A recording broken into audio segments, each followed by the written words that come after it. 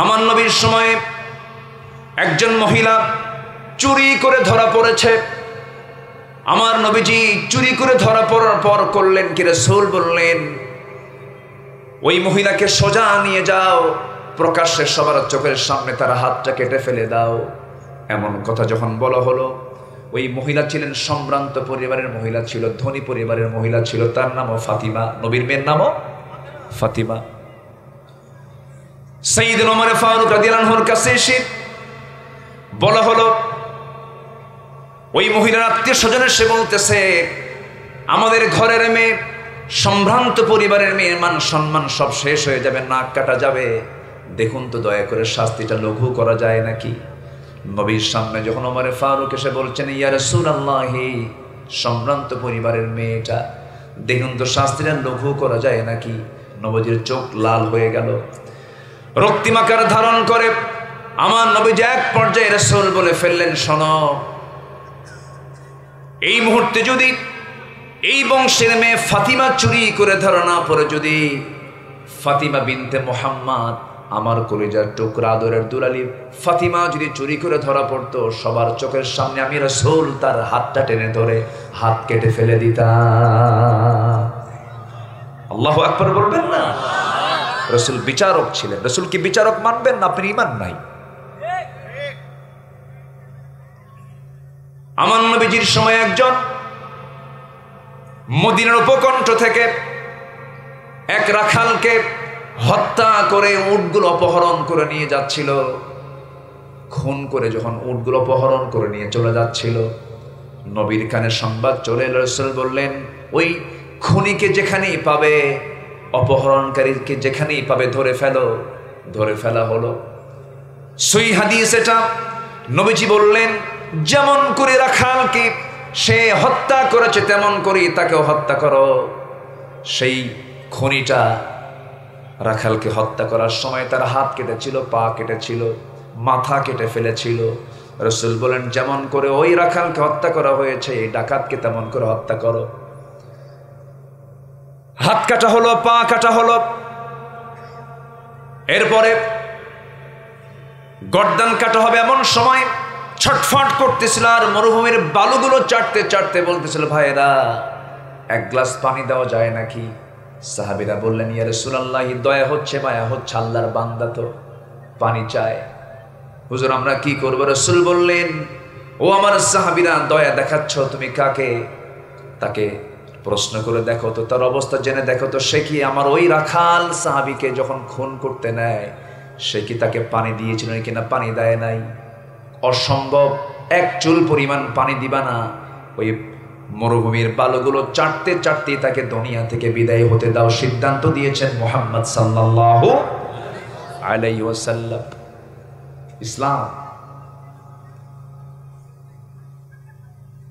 জুমার খুতবায় আমরা প্রায় শুনি, ইন্নাল্লাহা ইয়া'মুরু বিল আদল ওয়াল ইহসান ওয়া ইতা'i যিল কুরবা ওয়া ইয়ানহা আনিল ফাহশাই ওয়াল মুনকারি ওয়াল বাগই ইয়া'iদুকুম লাআল্লাকুম তাযাক্কারুন। আদালত কায়েম করতে হবে। আদালত কায়েম হবে কখন? ইসলাম যখন রাষ্ট্রীয় পর্যায়ে চলে যাবে, ঠিক কিনা বলেন? ইসলাম শুধু ব্যক্তি জীবনে থাকবে না, ইসলাম রাষ্ট্রীয় পর্যায়ে আসবে, ঠিক কিনা বলেন? ইসলাম সব জায়গায় দরকার আছে না নাই? ইসলামকে সব জায়গায় মানবো আমরা, জোরে বলি ইনশাআল্লাহ। মাহফিলে বিভিন্ন মতের মানুষ থাকতে পারে, কিন্তু যখন আমরা মাহফিলে বসবো তখন ভাবতে হবে আমি কোন মতের না, আমি কোরআনের মতের। ঠিক আছে না? কিসের মতের বলেন? আপনি আপনার মতকে বিজয়ী করার জন্য যখন আপনি আলোচনা শুনবেন, আপনি আলোচনায় কোনো বরকত পাবেন না, হেদায়েত পাবেন না। কোরআন কি বলে শুনি, কোরআন কি রিসার্চ করে পাওয়া যায় সেটা আমরা দেখার চেষ্টা করি। সম্মানিত ভাইয়েরা, আমরা ঈমান আনবো। এক নাম্বার, যদি জান্নাত পেতে চাই আমরা কি আনবো বলেন? ঈমানটা আনবো। ঈমান কি অর্ধেক আনবো না পুরোপুরি আনবো বলেন? অর্ধেক না পুরোপুরি? পুরোপুরি ঈমান আনতে হবে এবং সাথে সৎকর্ম থাকতে হবে।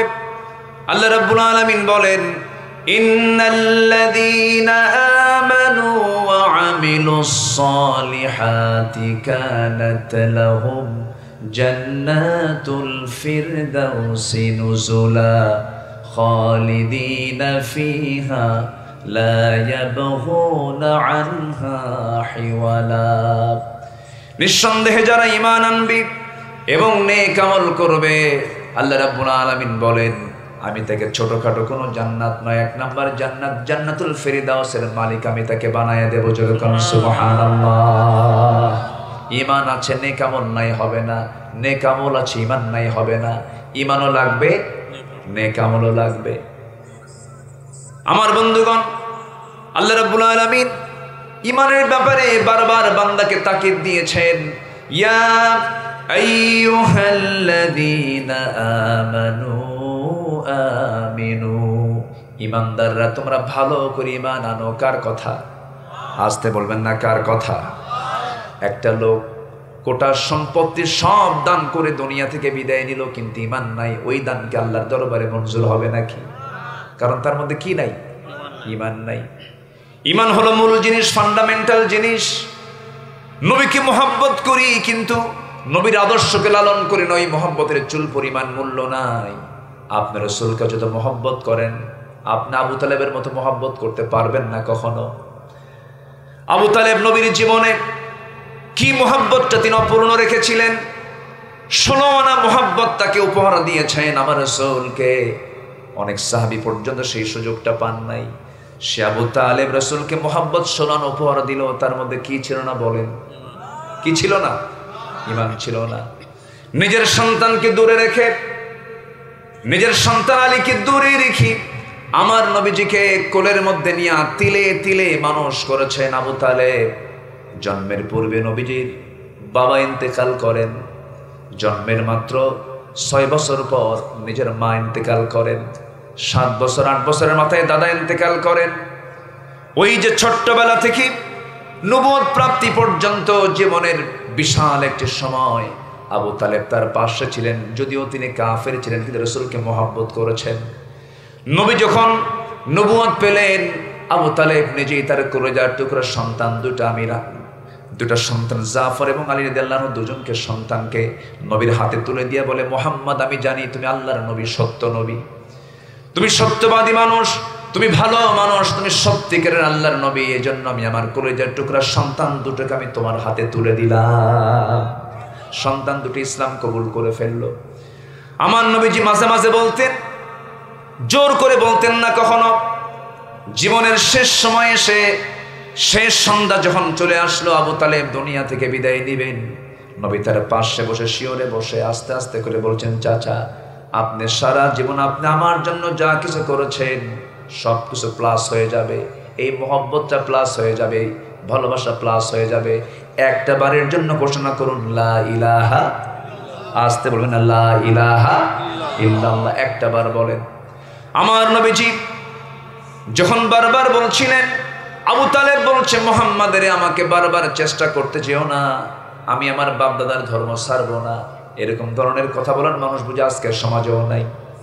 আসতে বলবেন না, আছে না নাই? আমার বাপ সোর, আমিও সোর, আছে তো, আছে কি না? আছে। এই আবু তালেব কি করে নাই? এই আবু তালেবের চোখে অসংখ্য মুআজিজা পরিলক্ষিত হয়েছে। নবীজি এই দুনিয়াতে রবিউল আউয়াল মাসে আসলেন, আমার নবীজি ভূমিষ্ঠ হলেন, মান পেট থেকে দুনিয়াতে আসলেন মাত্র 3 দিন বয়স। কয়দিন বয়স বলেন? 3 দিন বয়স। 3 দিনের শিশু মুহাম্মদ সাল্লাল্লাহু আলাইহি ওয়াসাল্লাম, 3 দিনের বাচ্চা।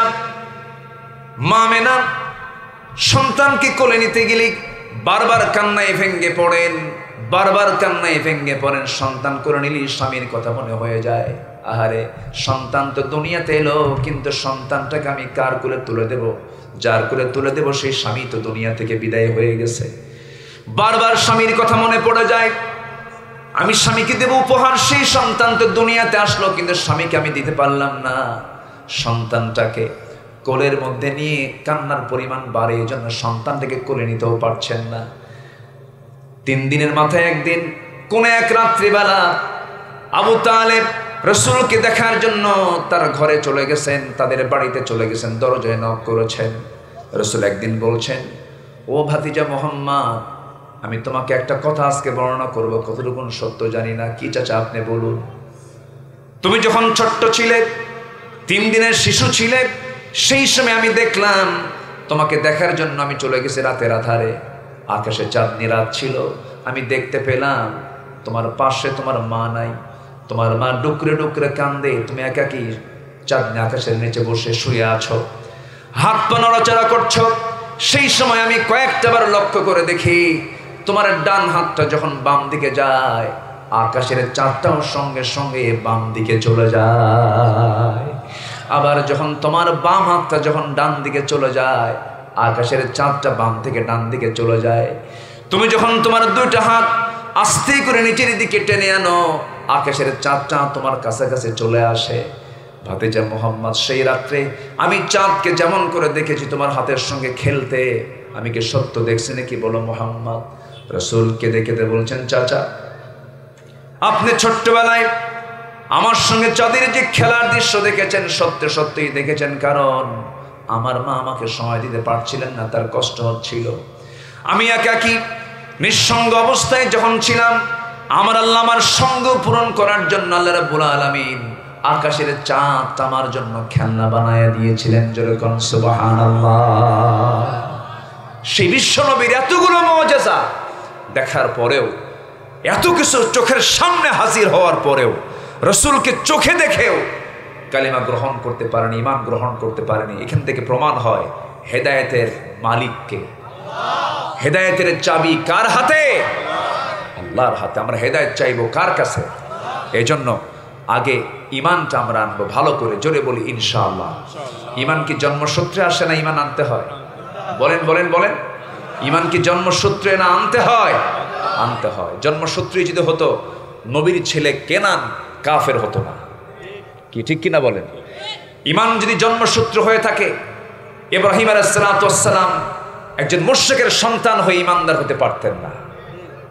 বাপ মুশরিক, সন্তান হলো ঈমানদার। আমি কি আলোচনা চালাবো না শেষ করে দেব?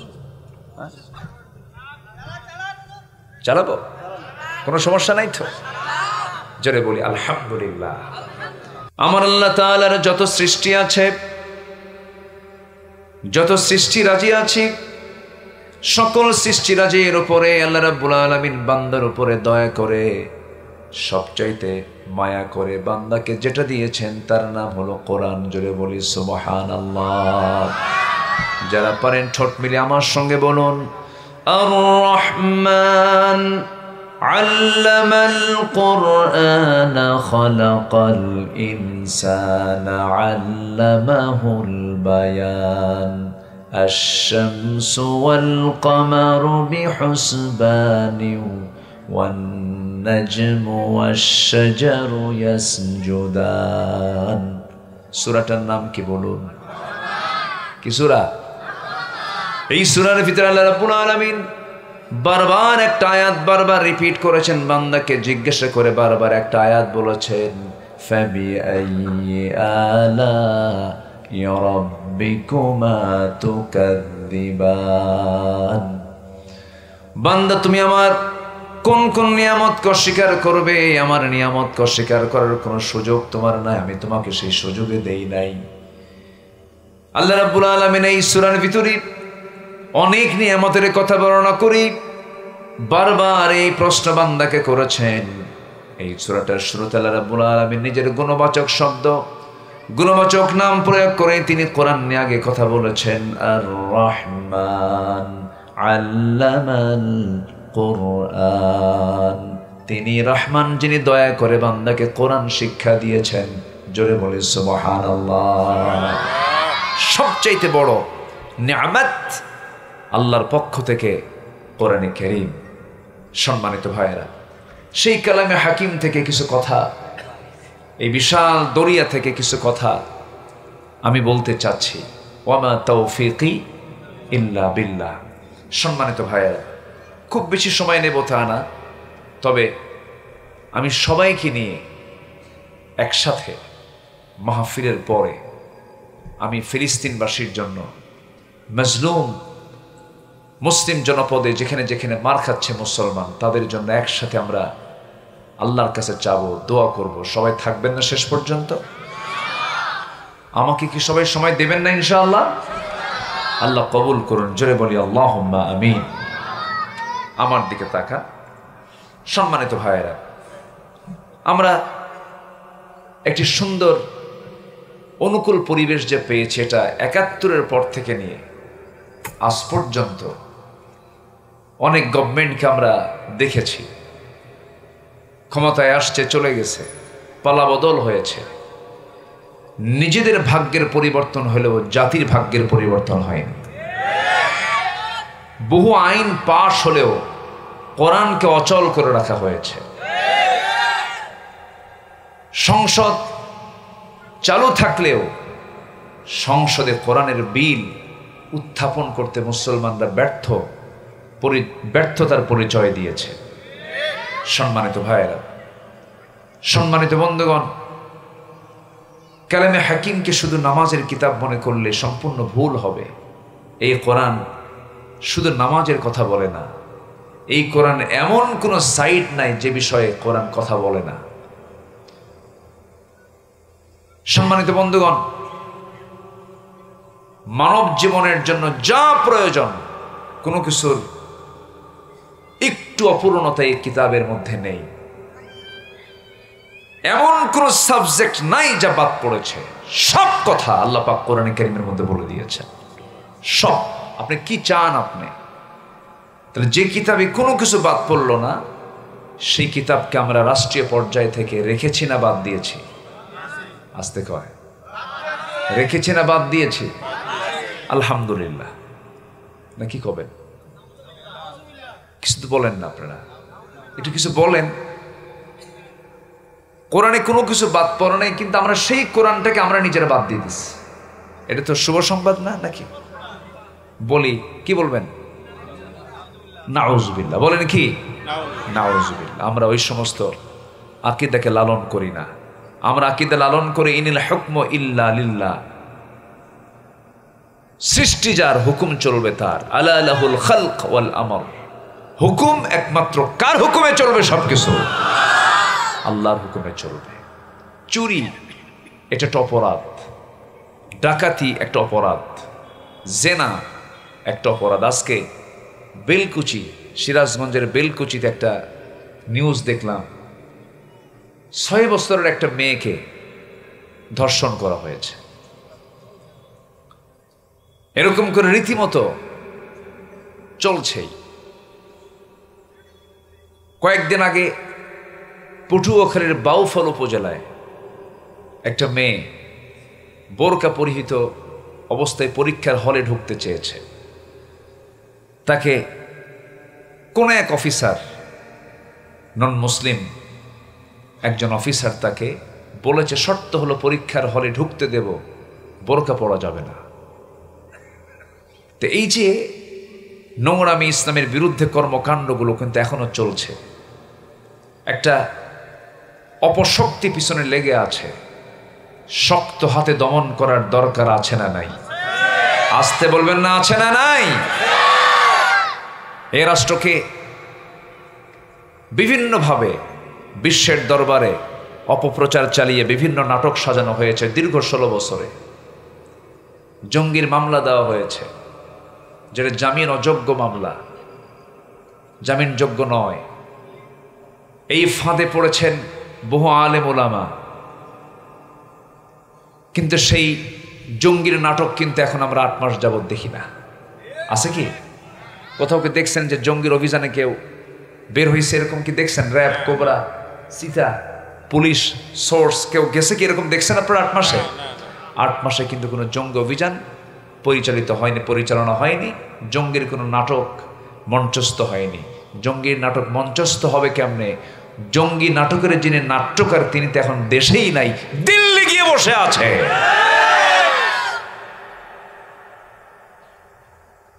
সম্মানিত ভাইয়েরা, ইসলামকে নিশ্চিহ্ন করার জন্য মরিয়া হয়ে উঠেছে একটা অপশক্তি আমার দেশে। এখনো তারা ঘাপটি মেরে বসে আছে। সুযোগ পেলে আবার তারা সবল দেওয়ার জন্য প্রস্তুত আছে। আমাদের সজাগ দৃষ্টি রাখার দরকার আছে না নাই? আসতে বলবেন না, আছে না নাই? এই জন্য আমার আপনার জীবনে কিছু গুণ অর্জন করতে হবে, নচেত আমি যতই চেষ্টা করি আমি টিকতে পারবো না। আগে কোনো কাজ দরকার না, যোগ্যতা দরকার। বলেন আগে কি দরকার বলেন? আপনি কাজ করবেন কিন্তু যোগ্যতাই নাই, পারবেন আপনি? সফল হওয়ার জন্য কিছু যোগ্যতা লাগবে, জান্নাতের উপযোগী হতে হবে, জান্নাতের যাওয়ার অনুকূল আমলগুলো করতে হবে। আমি কোরআন এবং হাদিসকে সামনে রেখে জান্নাত প্রাপ্তির জন্য 15টা করণীয় কাজ। কয়টা করণীয় কাজ বলেন তো? 15টা করণীয় কাজ। কি কি আমি একটা একটা করে আজকে অল্প সময়ের মধ্যেই বলার চেষ্টা করছি। ওমা তাওফীকি ইল্লা বিল্লাহ। আমার কথা কি বুঝতে পারছেন সবাই? আমার কথা কি বুঝতে কষ্ট হচ্ছে আপনাদের? হ্যাঁ, আল্লাহ কবুল করুন, জোরে বলি আমিন। যে আমি খুবই আনন্দিত এই গভীর রাতে আপনারা প্রচণ্ড তাপদাহকে, গরমকে উপেক্ষা করে বসে আছেন। এই 2-3 দিন যাবৎ প্রচণ্ড তাপদাহ চলছে। রাজশাহীতে আজকে কত ডিগ্রি ছিল জানি না, তবে 40, 42, 43, 44 এটা কমন হয়ে গেছে। আমরা আল্লাহর কাছে বলবো, আল্লাহ তুমি তোমার বান্দাদের জন্য জমিনের সকল গরমকে তুমি আল্লাহ শীতল বানায় দাও। আমাদের যেন কষ্টের কারণ না হয়। আল্লাহ তুমি আমাদের জন্য সকল পরিবেশের সকল কিছুকে তুমি আল্লাহ ইজি, স্বাভাবিক করে দাও। জোরে বলি আল্লাহুম্মা আমিন। অতি ঠান্ডাও বেকায়দা, অতি গরমও বেকায়দা, এবং এটাকে আমরা রহমত মনে করবো না, এটা আল্লাহ পাকের পক্ষ থেকে সিগন্যাল, এটা ভাববো আমরা। সম্মানিত ভাইয়েরা, সবাই কি জান্নাত পেতে রাজি আছেন? সবাই কি জান্নাত চান? নামাজ না পড়ে, নামাজ না পড়ে জান্নাত চাওয়ার লোক আমার দেশে কম না বেশি? বলেন বলেন বেশি। 100-তে 5 জন নামাজ পড়ে, 100 জনে কয়জন? বাকি 95 জনকে আপনি প্রশ্ন করুন, ভাই তুমি কি জান্নাত পেতে চাও? হ্যাঁ, অবশ্যই জান্নাত পেতে চাই। নামাজ না পড়ি ঈমান কি নাই আমার? আবার যদি কেউ কোনো পীরের মুরিদ যদি হতে পারে একবার, বলে আমি তো পীরের মুরিদ হয়েই গেছি, হাসরের দিন আমার পীর কেবলার ঠ্যাং ধইরা এক চোটে জান্নাত পার হয়ে জাহান্নামে যাব। যা তুই জাহান্নামে। জান্নাত যাওয়ার জন্য অন্যের আমল দরকার না নিজের আমল দরকার? অন্যের আমল না নিজের আমল? বান্দা শুধু ধান্দা খোঁজে, বাপ নামাজ পড়ে না, হুজুর ছেলেকে হিফজ মাদ্রাসায় দিছি, আমার ছেলে এত সুন্দর নামাজ পড়ে, এত সুন্দর ছেলে, হুজুর আপনি আমার ছেলেটার জন্য দোয়া করবেন। তো আমি বলি, ভাই আপনি হাফেজের বাপ হবেন তো দাড়ি ছাড়া মোষ কেন? দাড়ি ছাড়া মোষ কেন? ইসলাম কি দাড়ি রাখতে বলে না মোষ রাখতে বলে? বলেন বলেন বলেন বলেন। আজকে সমাজের নেতাগুলো দাড়িওয়ালা না মোষওয়ালা? কি এটা কি সোজা কাম না উল্টা কাম? আমরা মোষওয়ালা হাইব্রিড জাতের নেতার নেতৃত্ব আমরা দেখতে চাই না। বেনামাজি নেতার নেতৃত্ব আর জমিনে চলবে না। সব দেখা শেষ, দেখেছি আমরা, সব দেখা শেষ করেছি। 71 থেকে 2025 খুব আগাম নির্বাচনের জন্য সব অস্থির হয়ে গেছে। ইলেকশন ইলেকশন মানে কি জানেন? খাবো খাবো। আমি কি ভুল বলতেছি? এটাই তো।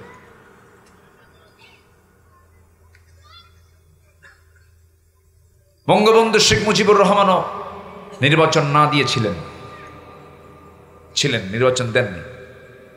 প্রেসিডেন্ট জিয়াউর রহমানও নির্বাচন ছাড়া ছিলেন কিছুদিন, দেননি। চাচা তো 9 বছর দেয়নি নাই। চাচা কয় বছর? আর বিগত সরকার কত বছর? 16 বছর। ফেরাউন বেঁচে ছিল 1600 বছর। সংখ্যার যে মিল হলো কেমনে বুঝলাম না।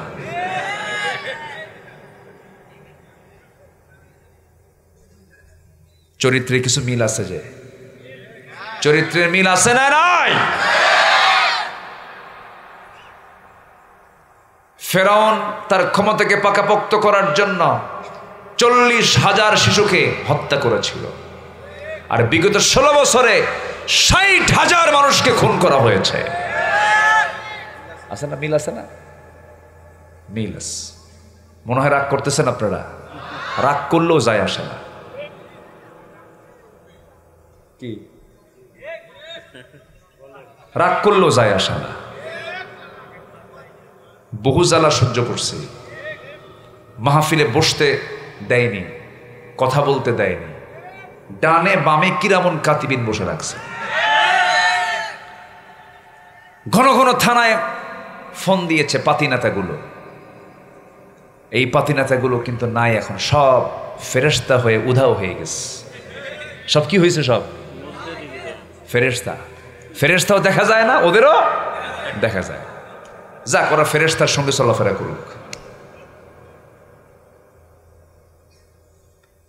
আমরা দেখে শেষ করেছি। তাহলে নির্বাচন ছাড়া যদি 16 বছর থাকা যায়, এত তাড়াহুড়ো কেন? এত তাড়াহুড়ো কেন? আমরা সংস্কার দেখতে চাই। আমরা প্রতিটি হত্যার বিচার আমরা বাংলার জমিনে দেখতে চাই। রক্তের তো দাগ শুকাই নাই এখন। ওই 2000 আমাদের সন্তানরা যে রাজপথে জীবন দিল জুলাইয়ে, তাদের মার চোখের পানি কি শুকাইছে? যার সন্তান মরছে সে বুঝে। ওই নেতাগুলোর সন্তান তো দেশেই পড়ে না, দেশে কোনো বিয়েই বাড়িও নাই, সব বিয়েই বাড়ি বানাইছে ইউরোপ আর আমেরিকা। আর বলে দেশকে খুব ভালোবাসি। কি কথা বুঝতেছেন কি আপনারা? ছেলেকে বিয়ে করেছে আমেরিকা, 14 গোষ্ঠী সব ইউরোপ আমেরিকা, বলে আমরা দেশপ্রেমিক। দেশের ম্যাক্সিমাম সিংহভাগ টাকা তারা দেশ থেকে পাচার করেছে। একটা পাগলও এই অঙ্ক বুঝে, একটা পাগলও বোঝে। এত বোকার জাতিকে বানানো আর সম্ভব না। জাতি সচেতন, জাতির সামনের দিকে এগিয়ে যাবে ইসলামকে সামনে রেখে। কেউ ওই দেশ শাসন করেছে 9 বছর, 16 বছর, 25 বছর। কেয়ারটেকার গভর্নমেন্টটা কয়েক বছর, সব দেখা শেষ। আগামীর দেশ আমরা দেখতে চাই ইসলামের দেশ, কোরআনের দেশ। রাজি আছেন কারা কারা? হাত উঁচু করে দেখান মুসলমান।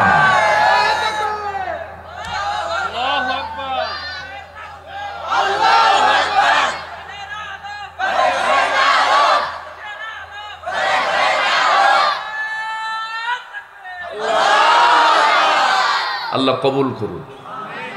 জোরে বলি আমিন, আরো জোরে আমিন।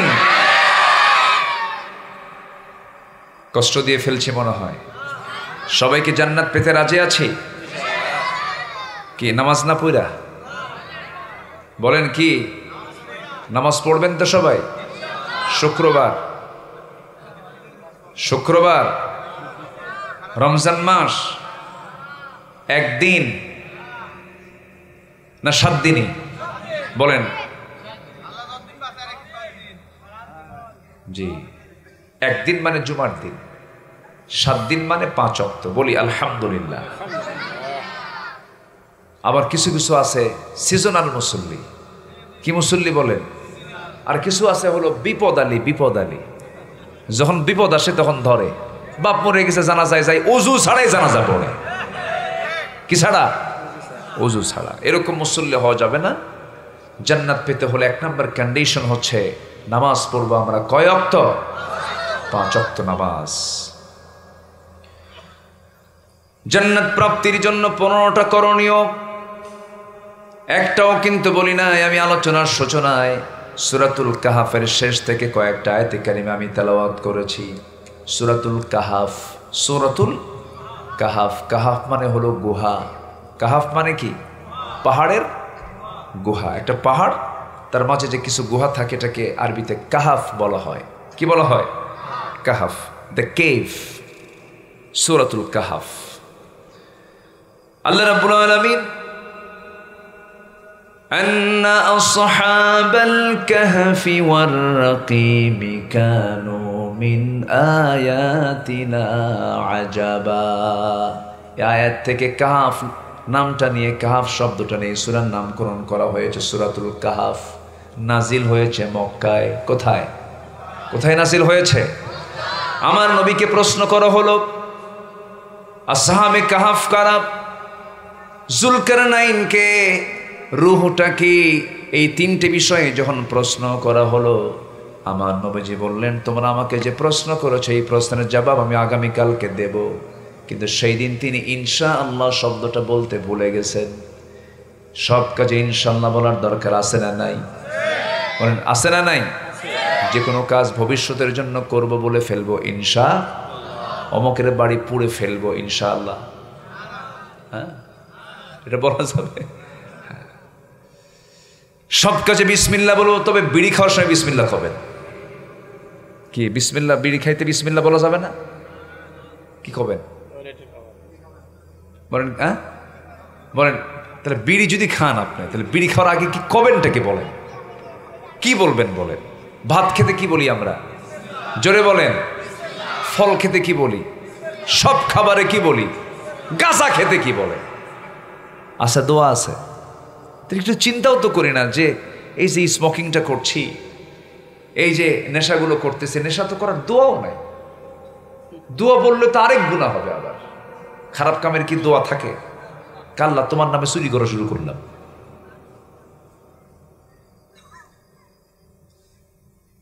ইনশাআল্লাহ শব্দ কখনো বাদ দেওয়া যাবে না। আমি কালকে যাব ইনশাআল্লাহ, এই কাজটা করব ইনশাআল্লাহ।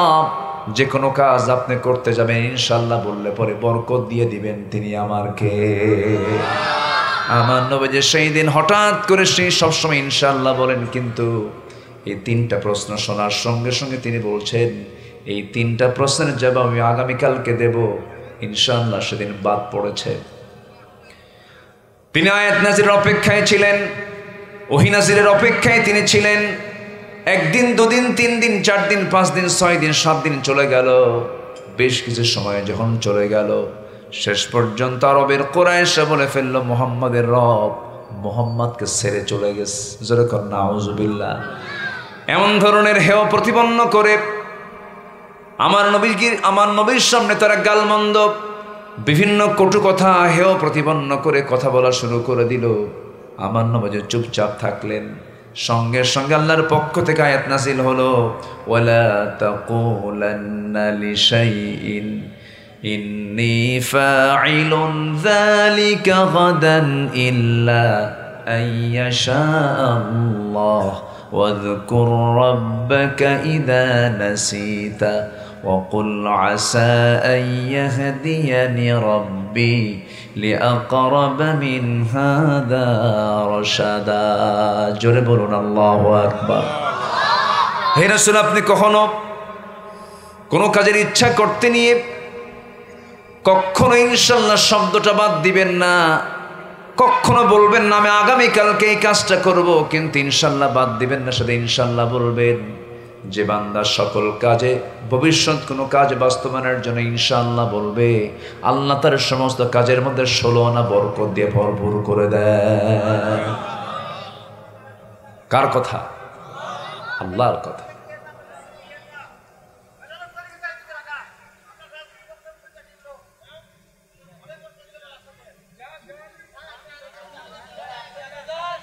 কি সমস্যা কি?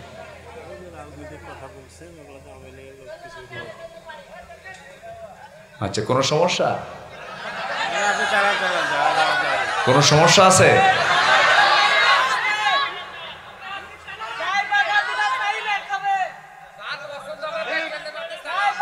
আচ্ছা, তো যার পছন্দ হচ্ছে না উনি সবচেষ্টা করুক, কি ঠিক কিনা?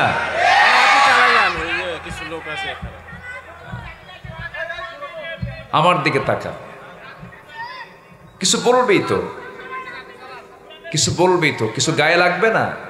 লাগবেই তো কিছু গায়ে। সম্মানিত ভাইয়েরা,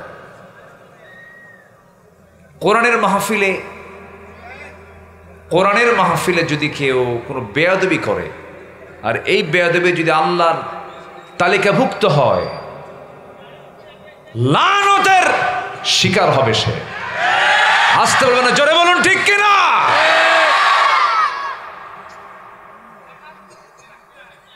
কষ্ট পাচ্ছেন? কষ্ট পাচ্ছেন? আল্লামা সাঈদীর মতো মানুষকে পরিকল্পিত নাটক সাজায় হত্যা করা হয়েছে কেন?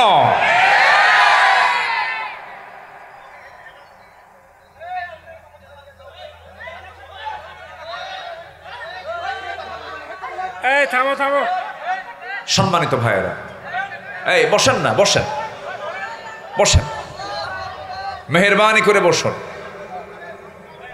যিনি কথা বলছেন তিনি মঞ্চে এসে বসেন না, আমাকে একটু বলেন, আমাকে পরামর্শ দেন, আমাকে সাজেশন দেন, সমস্যা কি?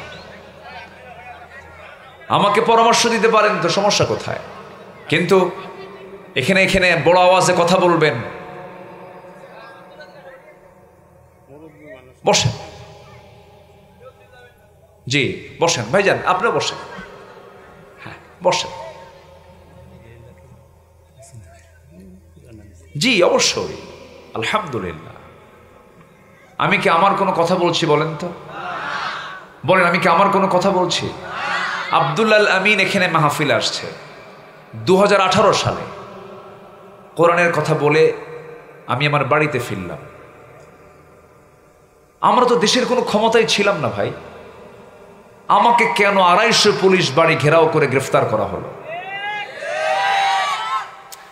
আল্লামা সাঈদী শুধু এই দেশ নয়, গোটা পৃথিবীর মুসলিম উম্মার একটা সম্পদ ছিলেন তিনি। এজ এ আলেম হিসাবে, একজন নগণ্য ব্যক্তি হিসাবে, আলেম হিসাবে কি আলেমের পক্ষে কথা বলার প্রয়োজন আছে না? চাপা তো আপনারা কম মারেননি, আমাদের বিরুদ্ধে তারা কথা বলেনি? তারা কি মামলা দেয়নি? তারা কি বিভিন্ন মামলায় জর্জরিত করে নাই? ও আমি শুধু শুনবো, আমি কিচ্ছু বলবো না, এটা কেমন কথা? সম্মানিত ভাইয়েরা, আল্লাহি ইসলামকে নিয়ে যারাই কথা বলবে, সে আমার বাপ হলেও আমি তাকে ছাড় দেব না। ইসলামকে নিয়ে বারবার আঘাত করা হয়েছে, কোরআনকে নিয়ে বারবার আঘাত করা হয়েছে, অনেক বাজে উক্তি করা হয়েছে। সম্মানিত ভাইয়েরা, একটু ধৈর্য ধরি, আমি আলোচনা করছি তো, আমি কোন দিকে যাচ্ছি আমি তো একটা প্রেক্ষাপট তুলে ধরেছি। আমাদের টার্গেট তো একটাই, আমরা জান্নাত পেতে চাই। কি পেতে চাই বলেন? জান্নাত পেতে চাই। তো জান্নাত পেতে হলে কি আপনি খুন করে জান্নাতে যাবেন? আর খুনির পক্ষে থাকলে জান্নাত পাবেন? আপনি খুনির পক্ষে থাকলে জান্নাত পাবেন? পাবেন না তো। আমি খুনির জন্য দোয়া করব নাকি? এরকম হুজুর তো আমরা হতে পারবো না। মদের ফ্যাক্টরি বানাইছে, হুজুর আপনি দোয়া করেন, কাল্লা তুমি মদের ফ্যাক্টরিতে বরকত দিয়ে দাও, এই দোয়া কি করা যাবে? সিনেমা হল উদ্বোধন হবে, কাল্লা সিনেমা হলের কাস্টমার বাড়ায় দাও, এমন দোয়া কি আমার দ্বারা করা সম্ভব হবে বলেন? হবে না। বিশ্বের ইতিহাসে আমি এমন রেকর্ড পাইনি যে দেশের সরকার প্রধানও পালায়, বাইতুল মুকাররমের খতিবও পালায়। ওরাই ওইরকম ওয়াজ করবে, আমাদের দ্বারা সম্ভব না। আমার আল্লাহ আছেন, কোনো সমস্যা নাই। সম্মানিত বন্ধুগণ, যারা হয়তো না বুঝে কথা বলছেন, আমি কিন্তু একটাও বানিয়ে বানিয়ে অযৌক্তিকভাবে একটা কথা আমি বলতেছি না। প্রত্যেকটা কথার সাথে যুক্তি আছে না নাই বলেন? প্রমাণও আছে। শোনেন, আবু জেহেল জুলুম করবে, রাষ্ট্র চালাবে, মদ খাবে, জেনা করবে, রসুল শুধু নামাজ পড়বেন, এটা হতে পারে না, এটা হতে পারে না। সম্মানিত ভাইয়েরা, আমি বলেছি নির্দিষ্ট কোনো দলের নাম নিয়েছে বলেন তো? আমি বলেছি সব তো দেখা শেষ করলাম, আগামীর দেশ আমরা দেখতে চাই কোরআনের দেশ। এটা যদি কারো গায়ে লাগে, ওর মতো শয়তান দুনিয়াতে আর নাই।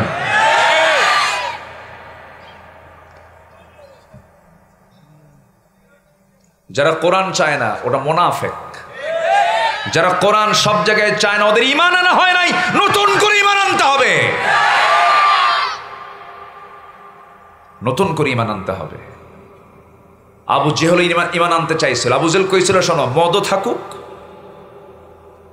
জেনাও থাকুক, নামাজও থাকুক, তোমার ধর্ম 6 মাস, আমার ধর্ম 6 মাস, তোমার মানে বিয়ে করব, বউ খ্রিস্টান, আমি মুসলমান। ওদের ধর্ম তো এটাই। তো আসতে কোন কেন? স্বামী খ্রিস্টান, স্বামী মুসলমান, বউটা হলো খ্রিস্টান, বাচ্চা কি হবে? কম বাচ্চা কি হবে? গাধার ঘোড়ার মিলনে যে বাচ্চা হয় তার নাম হলো খচ্চর। খচ্চরদের নেতৃত্বে বাংলার জমিনে বাস্তবায়ন হতে দেব না।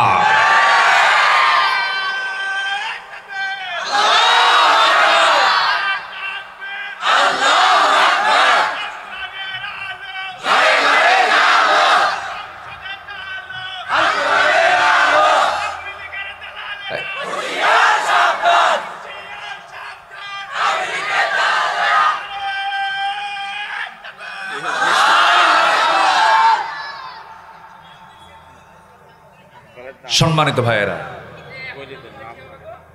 সম্মানিত বন্ধুগণ, আমরা মাহফিলটাকে সকল কিছুর ঊর্ধ্বে রাখতে চাই। বলি আলহামদুলিল্লাহ, জোরে বলি আলহামদুলিল্লাহ। কষ্ট পাচ্ছেন নাকি? কষ্ট মনে করা যাবে না। জি, একটু বসেন।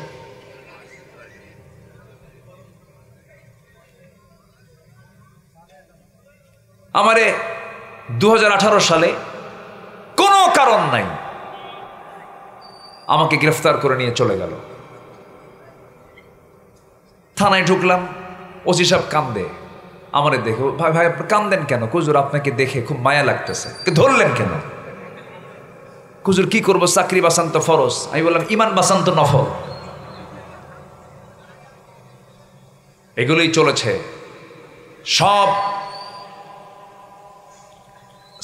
সব সেকলকে ভেঙ্গে চুরমার করে দিয়েছে। পুলিশরা গুলি করে, পুলিশের সন্তান রাজপথে নেমে লড়াই করে, ঠিক কিনা? সম্মানিত ভাইয়েরা, রাগ করা যাবে না। মন খারাপ করবেন কেন? মন খারাপ করলে তো সমস্যা। যা বাস্তব তাই বলছি।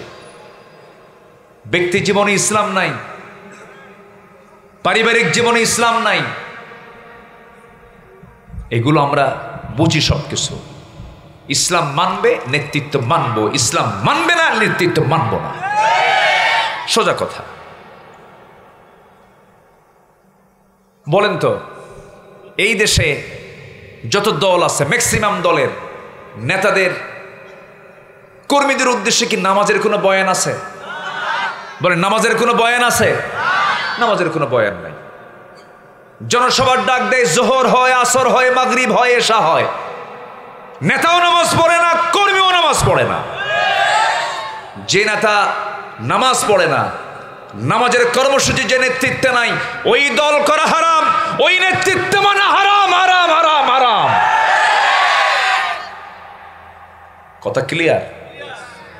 কথা ক্লিয়ার একদম। এই বক্তব্য শুধু আপনি শুনছেন, গোটা দুনিয়া শুনতেছে, গোটা দুনিয়া। শুধু চারঘাটে কথাগুলো যাচ্ছে না, কোটি কোটি মানুষের কাছে আলোচনা চলে যাচ্ছে। আমরা মেপে মেপে কথা বলি, আজে বাজে কোনো কথা আমাদের মুখ থেকে বের হয় না। 27 বছর মাহফিল অঙ্গনে কথা বলি, 27 বছর। রাজশাহীর মাদ্রাসা মাঠ, পাবনার দারুল আমান ট্রাস্ট, এবার চিটাগাংয়ের প্যারেড ময়দান 18 বছর ফেরেশতারা মাহফিল বন্ধ রাখছিল, এবার মাহফিল শুরু হয়েছে। সিলেটের এমসি কলেজ মাঠ, এবার শুরু হয়েছে।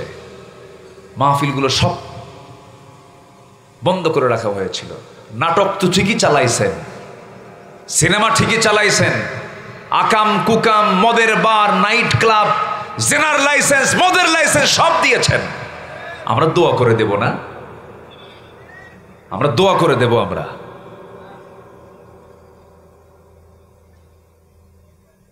সম্মানিত ভাইয়েরা, ইসলাম শব্দ তাদের কাছে পছন্দ না, ইসলাম শুনলে ওদের গা জ্বালা পোড়া করে। দেখেন, কবি নজরুল ইসলাম কলেজ ছিল ইসলামবাদ, সলিমুল্লাহ মুসলিম হল ছিল মুসলিম শব্দবাদ। কি আমি কি ভুল বলতেছি? সংবিধানে বিসমিল্লাহ ছিল, বিসমিল্লাহ বাদ দিয়েছে। যারা আল্লাহকে বাদ দেয় তারা আমাদের বন্ধু হতে পারে না। বাদ দেয়নি বিসমিল্লাহ। বিসমিল্লাহ সহ্য হয় না, ইসলাম সহ্য হয় না, মুসলিম নাম সহ্য হয় না। আর কি শুনবেন বলেন? আরো বলবো, আজকে ওয়াজ এরকমই হবে।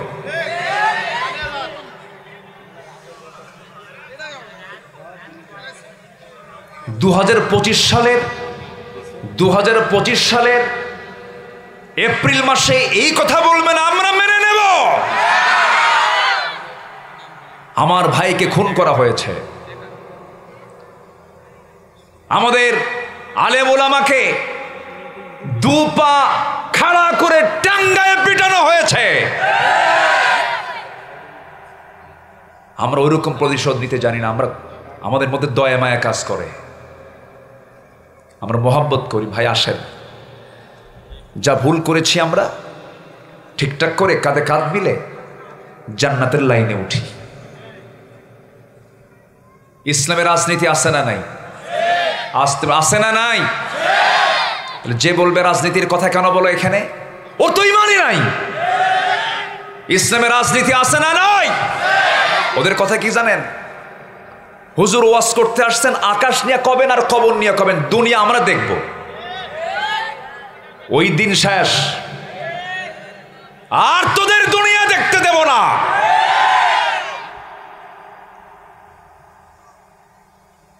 18 বছর 16 বছর আমাদেরকে তাই বলছে। হুজুর ওয়াজ আসছেন, ভালো কথা, একটা কথাও কিন্তু বলা যাবে না, শুধু আকাশ নিয়ে কবেন আর কবর নিয়ে কবেন, দুনিয়াটা আমরা দেখব। কত বড় শয়তান দেখেন। সম্মানিত ভাইয়েরা, আমি দরদ নিয়ে বলি, আমি মোহাব্বত নিয়ে বলি, ভাইরে সবাই চলে যাব, জীবনের যোগ বিয়োগ যেটি মিলান না কেন, ভাগফল কিন্তু মৃত্যু। আপনি কিন্তু একা। আপনি কার পিছনে যাচ্ছেন এটা মাথায় নেবেন। হাসরের দিন আপনি যার পিছনে যাচ্ছেন তাকে নিয়ে কিন্তু আপনাকে হাসরে উঠতে হবে। আপনি কোন লিডারকে মানেন যে লিডার জানাজার নামাজ পড়াতে পারে না? হ্যাঁ, লজ্জা থাকা দরকার তো আপনার। আপনার দলের নেতা একজন হিন্দু হয়, আপনি তার অনুসারী হবেন, এটা কোন ইমানদার আপনি বলেন? আমি হিন্দু ভাইকে কটাক্ষ করছি না, হিন্দু ভাইরা হিন্দু ভাইদের নেতৃত্ব দিবেন, সমস্যা। মুসলমানের নেতৃত্ব হিন্দু দিতে পারবে না। কি দিতে পারবে? সম্মানিত ভাইয়েরা, আবু জেহেল বলে ফেলল, মোহাম্মদ 6 মাস তোমার 6 মাস আমার। রাসূল বললেন, এটা ইসলাম না। আপনার দিন আপনি নিয়ে থাকেন, আমার দিন আমি নিয়ে থাকি। ইসলামের ভিতরে কোনো হ জ ব র ল করা যাবে না। ইসলাম ইসলামের জায়গায় থাকবে। ইসলাম কি বলে? যাকাত না সুদ? বলেন, ইসলাম যাকাত না সুদ? আমার দেশে কি আছে? এই 50 বছর যারা চালাইছে তারা কি নিয়ে চালাইছে? তাহলে আমি কি সুদকে দোয়া করব? ইসলাম কি বলে? মেয়েরা কাপড় খুলে নাচবে না বোরকা পরে বের হবে? এখন কি করে বলেন? বলেন তো, আজকে কি এই দুনিয়া কি ঢেকে থাকা দুনিয়া না উলঙ্গ দুনিয়া? কথা বললেই দোষী হয়ে যায়। সম্মানিত ভাইয়েরা, ওই তো ওনার মেয়ে নোংরা হয়ে ঘোরাফেরা করবে, আকাম কুকাম করবে, রাজশাহী ইউনিভার্সিটিতে পড়বে, সামনে দিয়া ইডিস ফিডিস করবে, আর পুলিশ বলবে ভালো করে প্রেম করো, আমরা পাহারা দিচ্ছি।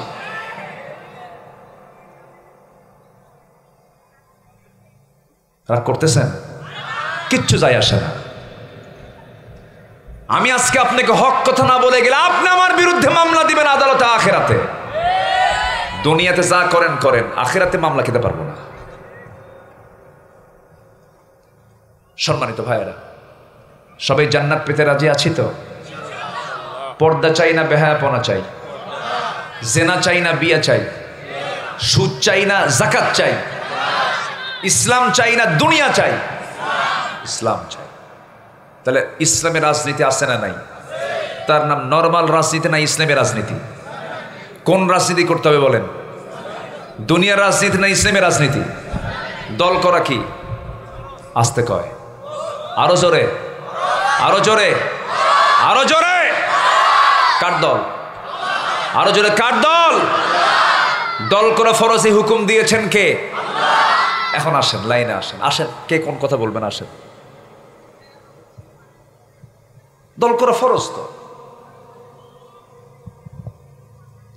আল্লাহ রাব্বুল আলামিন বলেন, ওয়ালতাকুম মিনকুম উম্মাতুন ইয়াদউনা ইলাল খায়রি ওয়া ইয়া'মুরুনা বিল মা'রুফি ওয়া ইয়ানহাউনা আনিল মুনকার।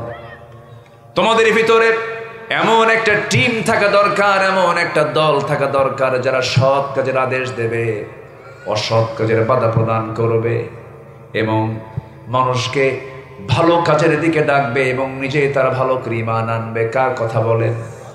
আসতে বলবেন না, কার কথা? আমি চুরি করব না, কাউকে চুরি করতে দেব না। আমি জেনা করব না, কাউকে জেনা করতে দেব না। যদি কেউ ডাকাতি করে আমি তার হাত কেটে দেব, পা কেটে দেব। বিধানগুলো কার? আসতে বলবেন না, কার? আজকে যদি আপনি আমাকে এই সমস্ত কথাগুলো না বলতে দেন, আস-সারিকু আস-সারিকাতু ফাকতাউ আইদাহুমা, চোর চুন্নি চুরি করে ধরা পড়েছে, চোরেরও হাত কাটো, চুন্নিরও হাত কাটো। জেনা করে ধরা পড়েছে, প্রকাশ্যে তাকে ধরে নিয়ে তাকে পাথর মেরে গর্দানটা উড়াইয়া দাও। কার বিধান বলেন? তাহলে এই বিধান আসেন যারা আছেন, যদি বলেন যে এগুলো করা যাবে না, তাহলে ওই আয়াতগুলো কেটে দেন, কাটেন ওই আয়াতগুলো। কি ঠিক আছে না? আস-সারিকু আস-সারিকাতু ফাকতাউ আইদিয়াহুমা, চোর চুন্নি ধরা পড়ছে হাত কাটো। আমার দেশে এই বিধান আছে?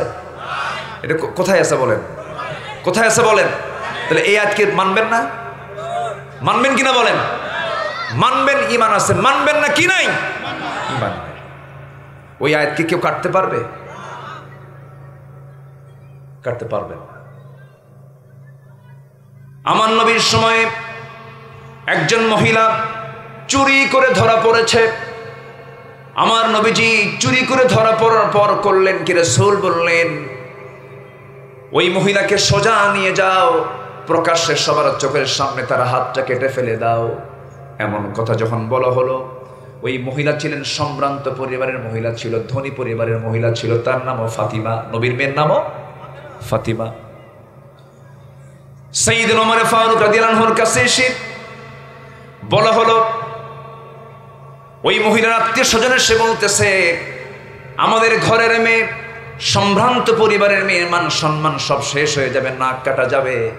দেখুন তো দয়া করে শাস্তিটা লঘু করা যায় নাকি? নবীর সামনে যখন ওমর ফারুক এসে বলছেন, ইয়া রাসূলুল্লাহ, সম্ভ্রান্ত পরিবারের মেয়েটা, দেখুন তো শাস্তিটা লঘু করা যায় নাকি? নবীজির চোখ লাল হয়ে গেল, রক্তিমাকার ধারণ করে। আমার নবীজি এক পর্যায়ে রাসূল বলে ফেললেন, শোনো, এই মুহূর্তে যদি এই বংশের মেয়ে ফাতিমা চুরি করে ধরা না পড়ে, যদি ফাতিমা বিনতে মুহাম্মদ, আমার কলিজার টুকরা আদরের দুলালি ফাতিমা যদি চুরি করে ধরা পড়তো, সবার চোখের সামনে আমি রাসূল তার হাতটা টেনে ধরে হাত কেটে ফেলে দিতাম। আল্লাহু আকবার বলবেন না? রাসূল বিচারক ছিলেন। রাসূল কি বিচারক মানবেন না? আপনার ঈমান নাই। আমার নবীজির সময় একজন মদিনার উপকণ্ঠ থেকে এক রাখালকে হত্যা করে উটগুলো অপহরণ করে নিয়ে যাচ্ছিল। খুন করে যখন উটগুলো অপহরণ করে নিয়ে চলে যাচ্ছিল, নবীর কানে সংবাদ চলে এলো। রাসূল বললেন, ওই খুনিকে যেখানেই পাবে, অপহরণকারীকে যেখানেই পাবে ধরে ফেলো। ধরে ফেলা হলো। সহিহ হাদিস এটা। নবীজি বললেন, যেমন করে রাখালকে সে হত্যা করেছে তেমন করে তাকেও হত্যা করো। সেই খুনিটা রাখালকে হত্যা করার সময় তার হাত কেটেছিল, পা কেটেছিল। মাথা কেটে ফেলেছিল। রাসূল বলেন, যেমন করে ওই রাখালকে হত্যা করা হয়েছে এই ডাকাতকে তেমন করে হত্যা করো। হাত কাটা হলো, পা কাটা হলো, এরপরে গর্দান কাটা হবে। এমন সময় ছটফট করতেছিল আর মরুভূমির বালুগুলো চাটতে চাটতে বলতেছিল, ভাইয়েরা এক গ্লাস পানি দেওয়া যায় নাকি? সাহাবীরা বললেন, ইয়া রাসূলুল্লাহ, দয়া হচ্ছে, মায়া হচ্ছে, আল্লাহর বান্দা তো পানি চায়, হুজুর আমরা কি করবো? রাসূল বললেন, ও আমার সাহাবীরা, দয়া দেখাচ্ছ তুমি কাকে? তাকে প্রশ্ন করে দেখো তো, তার অবস্থা জেনে দেখো তো, সে কি আমার ওই রাখাল সাহাবীকে যখন খুন করতে নেয় সে কি তাকে পানি দিয়েছিল কিনা? পানি দেয় নাই। অসম্ভব, এক চুল পরিমাণ পানি দিবা না। ওই মরুভূমির বালুগুলো চাটতে চাটতে তাকে দুনিয়া থেকে বিদায় হতে দাও। সিদ্ধান্ত দিয়েছেন মুহাম্মদ সাল্লাল্লাহু আলাইহি ওয়াসাল্লাম। ইসলাম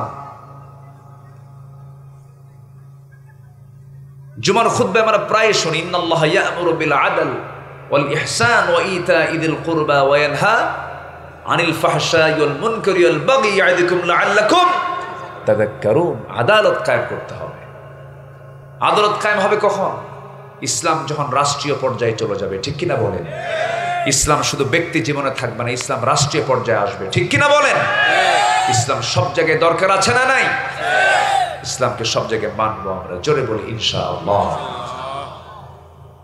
মাহফিলে বিভিন্ন মতের মানুষ থাকতে পারে, কিন্তু যখন আমরা মাহফিলে বসবো তখন ভাবতে হবে আমি কোন মতের না, আমি কোরআনের মতের। ঠিক আছে না? কিসের মতের বলেন? আপনি আপনার মতকে বিজয়ী করার জন্য যখন আপনি আলোচনা শুনবেন, আপনি আলোচনায় কোনো বরকত পাবেন না, হেদায়েত পাবেন না। কোরআন কি বলে শুনি, কোরআন কি রিসার্চ করে পাওয়া যায় সেটা আমরা দেখার চেষ্টা করি। সম্মানিত ভাইয়েরা, আমরা ঈমান আনবো। এক নাম্বার, যদি জান্নাত পেতে চাই আমরা কি আনবো বলেন? ঈমানটা আনবো। ঈমান কি অর্ধেক আনবো না পুরোপুরি আনবো বলেন? অর্ধেক না পুরোপুরি? পুরোপুরি ঈমান আনতে হবে এবং সাথে সৎকর্ম থাকতে হবে। আল্লাহ রাব্বুল আলামিন বলেন, ইন্নাল্লাযীনা আমানু ওয়া আমিলুস সালিহাতি কানাত লাহুম জান্নাতুল ফিরদাউসি নুজুলা খালিদিনা ফিহা লা ইয়াবগুনা আনহা হিওয়ালা। নিঃসন্দেহে যারা ঈমান আনবে এবং নেক আমল করবে, আল্লাহ রাব্বুল আলামিন বলেন আমি তাকে ছোটখাটো কোনো জান্নাত নয়, এক নাম্বার জান্নাত, জান্নাতুল ফিরদাউসের মালিক আমি তাকে বানায়া দেব। জোরে কোন সুবহানাল্লাহ। ঈমান আছে, নেক আমল নাই হবে না, নেক আমল আছে, ঈমান নাই হবে না। ঈমানও লাগবে, নেক আমলও লাগবে। আমার বন্ধুগণ, আল্লাহ রাব্বুল আলামিন ঈমানের ব্যাপারে বারবার বান্দাকে তাকিদ দিয়েছেন, ইয়া আইয়ুহাল্লাযীনা আমানু আমিনু। ঈমানদাররা তোমরা ভালো করে ঈমান আনো। কার কথা? আসতে বলবেন না, কার কথা? একটা লোক কোটা সম্পত্তি সব দান করে দুনিয়া থেকে বিদায় নিল, কিন্তু ঈমান নাই। ওই দানকে আল্লাহর দরবারে মঞ্জুর হবে নাকি? কারণ তার মধ্যে কি নাই? ঈমান নাই। ঈমান হলো মূল জিনিস, ফান্ডামেন্টাল জিনিস। নবীকে মহব্বত করি কিন্তু নবীর আদর্শকে লালন করি না, ওই মহব্বতের চুল পরিমাণ মূল্য নাই। আপনি রাসূলকে যত মহব্বত করেন, আপনি আবু তালেবের মতো মহব্বত করতে পারবেন না কখনো। আবু তালেব নবীর জীবনে কি মহব্বতটা তিনি অপূর্ণ রেখেছিলেন, 16 আনা মহব্বত তাকে উপহার দিয়েছেন আমার রাসূলকে। অনেক সাহাবী পর্যন্ত সেই সুযোগটা পান নাই। সে আবু তালেব রাসূলকে মহব্বত 16 আনা উপহার দিল, তার মধ্যে কি ছিল না বলেন? কি ছিল না? ঈমান ছিল না। নিজের সন্তানকে দূরে রেখে, নিজের সন্তান আলীকে দূরে রেখে আমার নবীজিকে কোলের মধ্যে নিয়ে তিলে তিলে মানুষ করেছেন আবু তালেব। জন্মের পূর্বে নবীজির বাবা ইন্তেকাল করেন, জন্মের মাত্র 6 বছর পর নিজের মা ইন্তেকাল করেন, 7 বছর 8 বছরের মাথায় দাদা ইন্তেকাল করেন। ওই যে ছোট্টবেলা থেকে নবুয়ত প্রাপ্তি পর্যন্ত জীবনের বিশাল একটি সময় আবু তালেব তার পাশে ছিলেন। যদিও তিনি কাফের ছিলেন, কিন্তু রাসূলকে মহব্বত করেছেন। নবী যখন নবুয়ত পেলেন, আবু তালেব নিজেই তার কলিজার টুকরা সন্তান দুটো আমিরা দুটা সন্তান জাফর এবং আলী রাদিয়াল্লাহু আনহু দুজনকে সন্তানকে নবীর হাতে তুলে দিয়ে বলে, মুহাম্মদ আমি জানি তুমি আল্লাহর নবী, সত্য নবী, তুমি সত্যবাদী মানুষ, তুমি ভালো মানুষ, তুমি সত্যিকারের আল্লাহর নবী, এই জন্য আমি আমার কলিজার টুকরা সন্তান দুটোকে আমি তোমার হাতে তুলে দিলাম। সন্তান দুটি ইসলাম কবুল করে ফেললো। আমার নবীজি মাঝে মাঝে বলতেন, জোর করে বলতেন না কখনো। জীবনের শেষ সময়ে শেষ সন্ধ্যা যখন চলে আসলো, আবু তালেব দুনিয়া থেকে বিদায় দিবেন, নবী তার পাশে বসে শিওরে বসে আস্তে আস্তে করে বলছেন, চাচা আপনি সারা জীবন আপনি আমার জন্য যা কিছু করেছেন সব কিছু প্লাস হয়ে যাবে, এই মহব্বতটা প্লাস হয়ে যাবে, ভালোবাসা প্লাস হয়ে যাবে। একটা বারের জন্য ঘোষণা করুন লা ইলাহা, আসতে বলবেন না, লা ইলাহা ইল্লাল্লাহ, একটা বার বলেন। আমার নবীজি যখন বারবার বলছিলেন, আবু তালেব বলছে, মুহাম্মাদের আমাকে বারবার চেষ্টা করতে যেও না, আমি আমার বাপ দাদার ধর্ম ছাড়বো না। এরকম ধরনের কথা বলার মানুষ বুঝে আজকের সমাজেও নাই। আসতে বলবেন না, আছে না নাই? আমার বাপ সোর, আমিও সোর, আছে তো, আছে কি না? আছে। এই আবু তালেব কি করে নাই? এই আবু তালেবের চোখে অসংখ্য মুআজিজা পরিলক্ষিত হয়েছে। নবীজি এই দুনিয়াতে রবিউল আউয়াল মাসে আসলেন, আমার নবীজি ভূমিষ্ঠ হলেন, মান পেট থেকে দুনিয়াতে আসলেন, মাত্র 3 দিন বয়স। কয়দিন বয়স বলেন? 3 দিন বয়স। 3 দিনের শিশু মুহাম্মদ সাল্লাল্লাহু আলাইহি ওয়াসাল্লাম, 3 দিনের বাচ্চা। মা আমেনা সন্তানকে কোলে নিতে গেলে বারবার কান্নায় ভেঙ্গে পড়েন, বারবার কান্নায় ভেঙ্গে পড়েন। সন্তান করে নিলে স্বামীর কথা মনে হয়ে যায়, আহারে সন্তান তো দুনিয়াতে এলো, কিন্তু সন্তানটাকে আমি কার কোলে তুলে দেব? যার কোলে তুলে দেব সেই স্বামী তো দুনিয়া থেকে বিদায় হয়ে গেছে। বারবার স্বামীর কথা মনে পড়ে যায়, আমি স্বামীকে দেব উপহার, সেই সন্তান তো দুনিয়াতে আসলো, কিন্তু স্বামীকে আমি দিতে পারলাম না। সন্তানটাকে কোলের মধ্যে নিয়ে কান্নার পরিমাণ বাড়ে, এই জন্য সন্তানটাকে কোলে নিতেও পারছেন না। 3 দিনের মাথায় একদিন কোন এক রাত্রিবেলা আবু তালেব রাসূলকে দেখার জন্য তার ঘরে চলে গেছেন, তাদের বাড়িতে চলে গেছেন, দরজায় নক করেছেন।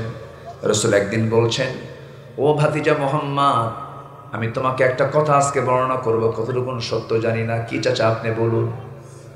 তুমি যখন ছোট্ট ছিলে, 3 দিনের শিশু ছিলে, সেই সময় আমি দেখলাম, তোমাকে দেখার জন্য আমি চলে গেছি রাতের আধারে, আকাশে চাঁদনি রাত ছিল, আমি দেখতে পেলাম তোমার পাশে তোমার মা নাই, তোমার মা ডুকরে ডুকরে কান্দে, তুমি একাকী চাঁদনি আকাশের নিচে বসে শুয়ে আছো, হাত পা নড়াচড়া করছো। সেই সময় আমি কয়েকটা বার লক্ষ্য করে দেখি, তোমার ডান হাতটা যখন বাম দিকে যায়, আকাশের চাঁদটাও সঙ্গে সঙ্গে বাম দিকে চলে যায়। আবার যখন তোমার বাম হাতটা যখন ডান দিকে চলে যায়, আকাশের চাঁদটা বাম থেকে ডান দিকে চলে যায়। তুমি যখন তোমার 2টা হাত আস্তে করে নিচের দিকে টেনে আনো, আকাশের চাঁদটা তোমার কাছাকাছি চলে আসে। ভাতিজা মুহাম্মদ, সেই রাত্রে আমি চাঁদকে যেমন করে দেখেছি তোমার হাতের সঙ্গে খেলতে, আমি কি সত্য দেখছি নাকি বলো মুহাম্মদ? রাসূলকে দেখে বলছেন, চাচা আপনি ছোট্টবেলায় আমার সঙ্গে চাঁদের যে খেলার দৃশ্য দেখেছেন, সত্য সত্যই দেখেছেন, কারণ আমার মা আমাকে সময় দিতে পারছিলেন না, তার কষ্ট হচ্ছিল। আমি একাকী নিঃসঙ্গ অবস্থায় যখন ছিলাম, আমার আল্লাহ আমার সঙ্গ পূরণ করার জন্য আল্লাহ রাব্বুল আলামিন আকাশের চাঁদ আমার জন্য খেলনা বানায়া দিয়েছিলেন। জোরে কোন সুবহানাল্লাহ। সেই বিশ্বনবীর এতগুলো মুআজিজা দেখার পরেও, এত কিছু চোখের সামনে হাজির হওয়ার পরেও, রাসূলকে চোখে দেখেও কালিমা গ্রহণ করতে পারেনি, ঈমান গ্রহণ করতে পারেনি। এখান থেকে প্রমাণ হয় হেদায়েতের মালিককে, হেদায়েতের চাবি কার হাতে? আল্লাহর হাতে। আমরা হেদায়েত চাইবো কার কাছে? এজন্য আগে ঈমানটা আমরা আনবো ভালো করে, জোরে বলি ইনশাআল্লাহ। ঈমান কি জন্মসূত্রে আসে না ঈমান আনতে হয়? বলেন বলেন বলেন। ঈমান কি জন্মসূত্রে না আনতে হয়? আনতে হয়। জন্মসূত্রে যদি হতো, নবীর ছেলে কেনান কাফের হতো না, কি ঠিক কিনা বলেন? ঈমান যদি জন্মসূত্র হয়ে থাকে, ইব্রাহিম আলাইহিস সালাতু ওয়াস সালাম একজন মুশরিকের সন্তান হয়ে ঈমানদার হতে পারতেন না। বাপ মুশরিক, সন্তান হলো ঈমানদার। আমি কি আলোচনা চালাবো না শেষ করে দেব? চালাবো, কোনো সমস্যা নাই তো? জোরে বলি আলহামদুলিল্লাহ। অনেকে হয়তো বুঝেন নাই, অথবা যদি আমার কথায় যদি কেউ কষ্ট পেয়েও থাকেন, হয়তো আপনার অপ্রিয় কথা হয়েছে, আমি কিন্তু আমার নিয়তটা আমি কল্যাণের জন্য কথাগুলো বলেছি, এটা মাথায় নেওয়া যাবে না। সম্মানিত ভাইয়েরা, শ্রোতা বিভিন্ন প্রকার হয়। শ্রোতা অনেকে আসে, ভুল কেমনে ধরা যায়, এরকম শ্রোতা কিছু আসে নাই বলেন তো? কিছু আসে আবার হেদায়েতের জন্য, না যাচ্ছি কিছু আমলগুলো করব। আবার কিছু শ্রোতা আসে, হুজুর কেমন গরম দেখি। আবার কিছু শ্রোতা আসে, হুজুরের সুরটা কেমন দেখি। এক একজন এক একটা নিয়তে আসে না। সহি নিয়ত হলো যাচ্ছি হুজুরের কথা থেকে কোরআন এবং হাদিসকে সামনে রেখে যা বলবেন আমলের নিয়তে যাচ্ছি। এটাই হচ্ছে আসল শ্রোতার পরিচয়। আল্লাহ কবুল করুন, জোরে বলি আমিন। তাহলে জান্নাত প্রাপ্তির জন্য 15টা কাজ, আমরা কেবল একটা শেষ করেছি, আরো আছে কয়টা? 14টা। বলেন তো ওয়াজ কি শেষ? এখনো ওয়াজ আছে? আচ্ছা, আমি মনক্ষুণ্ণ হইনি। হয়তো ভাববেন হুজুর কষ্ট পেল কিনা। না, এটা কোনো বিষয় না। রসুলকে পাথর মারা হয়েছে, রসুলকে গালমন্দ করা হয়েছে, রসুলকে জাদুকর বলা হয়েছে, রসুলকে দেশ ছাড়া করা হয়েছে। এটা কোনো দ্যাটস নো ম্যাটার, এটা কোনো বিষয়ই না। রসুল সুন্দর করে কথা বলেন, সবাই বললো এটা পাগল, এটা কবি, এটা জাদুঘর, কত কি বলা হয়েছে। একটু কথা আমাদের শুনতেই হবে, আবার প্রতিবাদও করতে হবে। ঠিক আছে, ঠিক কিনা বলেন? জি, আমরা ওই সমস্ত ভাইদের জন্য দোয়া করি যারা হয়তো না বুঝে কিছু কথা বলে ফেলেছেন। আল্লাহ তুমি আমাদের এই কথাগুলোকে বোঝার তৌফিক তুমি আল্লাহ তাদের দিয়ে দাও। জোরে বলি আল্লাহুম্মা আমিন, জোরে বলি আল্লাহুম্মা আমিন। সম্মানিত ভাইরা, নাম্বার 2 হচ্ছে জান্নাত প্রাপ্তির জন্য 15টা কাজের 1 নাম্বার বললাম ঈমান এবং আমল। বলেন ঈমান এবং কি? ঈমান আছে আমল নেই, দাম নেই। আমল আছে ঈমান নেই, দাম নেই। ঈমানও লাগবে, আমলও লাগবে। ক্লিয়ার কথা? ক্লিয়ার? আচ্ছা, ব্যক্তিকে দিয়ে ব্যক্তি জান্নাত পাবে না। তাই যদি হতো তাহলে আবু তালেব জান্নাত পেত সবার আগে না সবার পরে? আগে। উনি কি জান্নাত পাবেন? কি নাই? ঈমান নাই। নাম্বার 2 হলো তাকওয়া অবলম্বন করা। তাকওয়া মানে হলো সকল প্রকার হারাম কাজকে বাদ দিয়ে দেওয়া। এক সাহাবী রাসূলকে বলছেন, ইয়া রাসূলুল্লাহ, আমি বেশি আমল করব না, আমাকে খুব শর্ট আমল শেখায় দেন, শর্ট প্যাকেজ দেন। কি প্যাকেজ? শর্ট প্যাকেজ দেন, বেশি আমল আমি করতে পারবো না। আমার নবীজি বললেন, সাহাবী তুমি কি নিজে আমল করতে চাও বলো। এবার তিনি বলছেন, ইদা সাল্লাইতুল মাকতুবাত, আমি যদি 5 ওয়াক্ত নামাজ পড়ি, অসন্ত রমাদান, রমজান মাসে রোজা রাখি, ওয়াহলালতুল হালাল, হালালকে হালাল যেন হালাল জীবন গ্রহণ করি, ওয়াহাররামতুল হারাম, হারামকে হারাম যেন হারামকে বর্জন করি, আদখুলুল জান্নাতা ইয়া রাসূলুল্লাহ, আমি কি জান্নাত পাবো নাকি? রাসূল সুন্দর করে মুস্কি হাসি মেরে বললেন, নাম, অবশ্যই তুমি জান্নাত পেয়ে যাবে। জোরে কোন সুবহানাল্লাহ। কয়টা কাজ বলেন? কয়টা কাজ? 1 নাম্বার নামাজ। 1 নাম্বার কি বলেন? নাম্বার 2 হচ্ছে কি? রমজান মাসের রোজা। শুধু না, সারা বছরের রোজা? শুধু রমজান না, রমজান তো আছে, সারা বছর রোজা রাখবো। জোরে বলি ইনশাআল্লাহ। প্রত্যেক মাসে রোজা রেখেছেন মুহাম্মদ সাল্লাল্লাহু। যুবকরা, যৌবনের উন্মাদনা তোমার কন্ট্রোল হচ্ছে না, রোজা রাখবা। আপনার যে কোনো সমস্যা, রোজা রাখবেন। রোজা এমন একটা ইবাদত, সব ইবাদত চেনা যায়, সব ইবাদত দেখা যায়, মানুষকে দেখানো সম্ভব, কিন্তু রোজা পৃথিবীর কেউ দেখে না। শুধু দেখেন কে? কে দেখেন? আজ থেকে 15 বছর, 10, 15, 12, 15 বছর আগে সাউথ কোরিয়া গিয়েছিলাম। সাউথ কোরিয়া আমার একটা প্রোগ্রাম ছিল। এক প্রবাসী, এই দেশেই তার বাড়ি, সেখানে চাকরি করে, বললো, হুজুর আমার এক মালিক ইহুদি, কি বলে বৌদ্ধ, তা আমি রোজার মাসে রোজা আসি, আমাকে পানি আগায় দিল, কে পানি খা। ভাই আমি পানি খেতে পারবো না এখন, কেন? আমি রোজা আছি। রোজা, এটা রোজা কি? কে না খেয়ে থাকতে হয় কেন? কেটা আমাদের ধর্মের কাজ। কার ভয়ে? কাল্লার ভয়ে। কাল্লার ভয়ে তুমি না খেয়ে আসো, আল্লাহ দেখবে এই জন্য? হ্যাঁ, আল্লাহ দেখে ফেলবে। আচ্ছা ঠিক আছে, তুমি ঘরের মধ্যে যাও, লুকায় খাও। কি কথা কি বুঝতেছেন আপনি?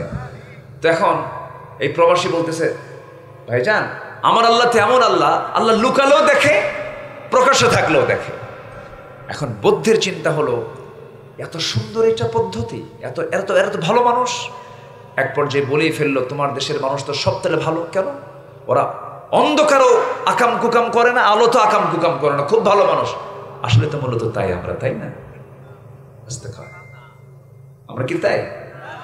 বুদ্ধের যে চিন্তা, সেই চিন্তার যদি বাস্তবতা যদি আমাদের মধ্যে থাকতো, প্রত্যেকটাই আল্লাহওয়ালা হয়ে যেত। রোজা করি কিন্তু রোজার হক আমরা আদায় করি না। ও হালালতুল হালাল, হালালকে হালাল জেনে হালাল জীবন গ্রহণ করা, হারামকে হারাম জেনে হারামকে বর্জন করা, এই চারটা কাজ করবে যে জান্নাত তার ভাগে চলে আসবে। যেরকম সুবহানাল্লাহ, এটার নাম তাকওয়া। এটার নাম কি? তাকওয়া। আল্লাহ রাব্বুল আলামিন বলেন, ইন্নাল মুত্তাকিনা ফি জান্নাতিন ওয়া নাঈম ফাকিহিনা বিমা আতাহুম রাব্বুহুম ওয়া ওয়াকাহুম রাব্বুহুম আযাবাল জাহিম। জোরে বলুন আল্লাহু আকবার। মুত্তাকিনরা জান্নাতুন নাঈমের মধ্যে থাকবে, আমরা মুত্তাকি হব। নাম্বার 3 হলো নামাজ কায়েম করতে হবে। নামাজ আমরা আদায় শুধু করলে হবে না, নামাজ কায়েমের দরকার আছে না নাই? নামাজ কায়েম কাকে বলে? নামাজ যখন কায়েম হয়ে যাবে, প্রধানমন্ত্রীর পিছনে মন্ত্রী পরিষদ নামাজ পড়বে, চেয়ারম্যানদের পিছনে মেম্বাররা নামাজ পড়বে, এসপির পিছনে ওসিরা নামাজ পড়বে, ওসির পিছনে কনস্টেবলরা নামাজ পড়বে, গ্রামের মাতব্বরের পিছনে জনগণ নামাজ পড়বে, প্রত্যেকটা অফিসের ম্যানেজার তার পিছনে কর্মচারী নামাজ পড়বে। আজান যখন হয়ে যাবে, প্রত্যেকটা জায়গায় নামাজের পরিবেশ এমন যখন তৈরি হবে, এটাই হলো নামাজ কায়েম। জোরে বলি সুবহানাল্লাহ। নামাজ কায়েম কি আমার দেশে আছে? নামাজ কায়েম করতে বললেন কে? আল্লাহ। জান্নাত পেতে চাও? নামাজ কায়েমের সংগ্রাম করো। নামাজ আদায় করা সহজ। নামাজ আদায় করবেন, ডোনাল্ড ট্রাম্পও বাধা দেবে না। নামাজ পড়বেন, নরেন্দ্র মোদীও বাধা দেবে না, মসজিদ বানায় দেবে। কিন্তু নামাজ কায়েমের কথা বলবেন, আপনাকে জঙ্গির তকমা লাগায় দেবে, আপনাকে সন্ত্রাসী বলবে, অনেক কিছু বলবে। কারণ নামাজ কায়েম হওয়া মানে নামাজ কায়েম হয়ে গেছে, সুদ বন্ধ হবে, মদ বন্ধ হবে, জেনা বন্ধ হয়ে যাবে। আমার বন্ধুগণ, অনর্থক কাজ থেকে দূরে থাকতে হবে জান্নাত পাওয়ার জন্য। বাজে কোনো কথা মুখ থেকে বের হওয়া যাবে না, বাজে কোনো উক্তি মুখ থেকে বের করা যাবে না। ওয়াল্লাযীনা হুম আনিল লাগবি মুআরিদুন। আমার বন্ধুগণ, নাম্বার 5 হলো রবের প্রতি তাওয়াক্কুল করব। জীবনের সকল জায়গায় ভরসা করব কার উপরে? আসতে বলবেন না, কার উপরে? আল্লাহর উপরে। নাম্বার 6 হলো সম্পদ ব্যয় করব কার পথে? আসতে বলবেন না, কার পথে?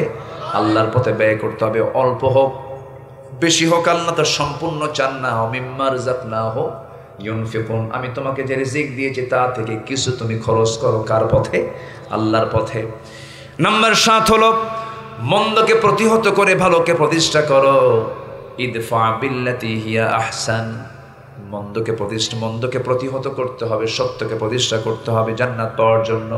নাম্বার 8 হলো শিরিক থেকে দূরে থাকতে হবে। শিরিক আছে যার, জান্নাত বাজেয়াপ্ত হয়ে যাবে তার।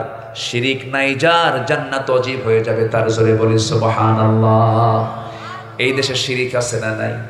আসতে বলবেন না, আছে না নাই? শিরিকের ছড়াছড়ি। আমার বন্ধুগণ, মুসলমান কোনো মূর্তি বানাতে পারে না। হিন্দু ভাইরা মূর্তি বানাবেন, মন্দির বানাবেন, মন্দিরে তারা মূর্তি রাখবেন, তারা তাদের ধর্ম পালন করবেন, কোনো আপত্তি নাই, কোনো সমস্যা নেই। বরঞ্চ ওই মন্দিরকে পাহারা দেওয়ার দায়িত্ব আমাদের, আমরা পাহারা দেব, তারা দায়িত্ব পালন করবে, তারা তাদের ধর্মের কাজ করবে, সমস্যা নেই। কিন্তু একজন মুসলমান কখনো মূর্তি বানাতে পারে না। আমার দেশে মুসলমান মূর্তি পূজক আছে না নাই? আছে না নাই?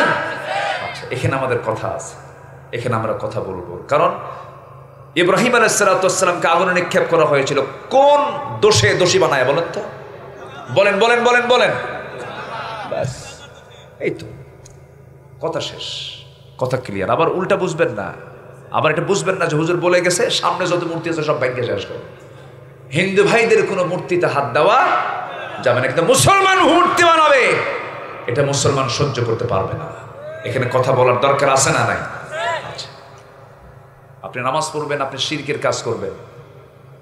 বিশেষ দিন আসবে, সামনে খালি পায়ে যাবেন, কয়েকটা পিলার খাড়া করা আছে, পিলারের সামনে গিয়ে ফুল দিয়ে সম্বোধন করবেন নির্দিষ্ট দিনে, কল্লা দেব, আল্লাহ দেব না, আল্লাহকে বাদ দিতে পারবো না, শিরকের কাজ করতে পারবো না। শিরকের ধারে পাশে গেলে সে জান্নাতি না জাহান্নামী? জাহান্নামী। আইন মানবো কার? যদি বান্দার আইন মানি তাহলে কি করা হবে বলেন? বলেন বলেন কি করা হবে? শিরিক করা হবে। বাস আল্লাহর আইন মানবো, ইমানদার হয়ে যাব। আল্লাহর আইন না মেনে দুনিয়ার আইন মানবো, মুশরিক হয়ে যেতে হবে। কথা ক্লিয়ার? নাম্বার 9, ধৈর্য ধরবো। কি ধরবো বলেন? ধৈর্যের দরকার আছে না নাই বলেন তো? আচ্ছা, ধৈর্য ধরতে হবে। ধৈর্যের পুরস্কার কে দিবেন?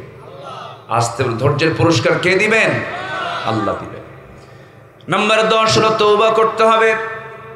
যা ভুল করে ফেলেছে জীবনে যদি তওবা করেন, তওবার মতো তওবা করেন, ভুল হয়ে গেছে আল্লাহ মাফ করে দাও, সবকিছু ভুল করে ফেলছে আর ভুল করব না, আল্লাহ সেই সময় এত খুশি হয়ে যান, আত্তাইবু মিনাজ যামবি কামান লা যামবালা।